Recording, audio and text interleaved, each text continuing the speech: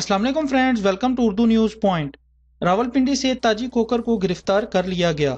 Rawalpindi police ने इम्तियाज उर्फ ताजी खोकर को गिरफ्तार कर लिया है। न्यूज़ के मुताबिक गिरफ्तार मुलजिम ताजी खोकर पाकिस्तान पीपल्स पार्टी के सेनेटर मुस्तफ़ा नवाज खोकर के चाचा और साबिक डिप्टी स्पीकर कौमी असम्बली नवाज खोकर के छोटे भाई हैं।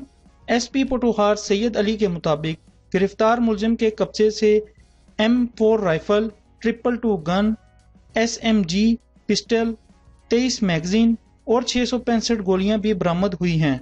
न्यूज़ चैनल के मुताबिक SP ने बताया है कि ताजी खोकर ने रिटायर्ड सूबेदार की जमीन पर कब्जे की कोशिश की थी।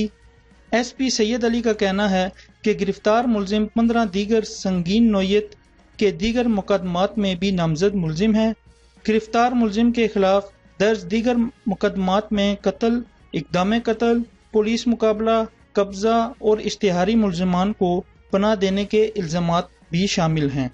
मज़ीद लेटेस्ट न्यूज़ के लिए मेरे चैनल को सब्सक्राइब करें। वीडियो अच्छी लगे तो लाइक, कमेंट, शेयर ज़रूर कीजिएगा।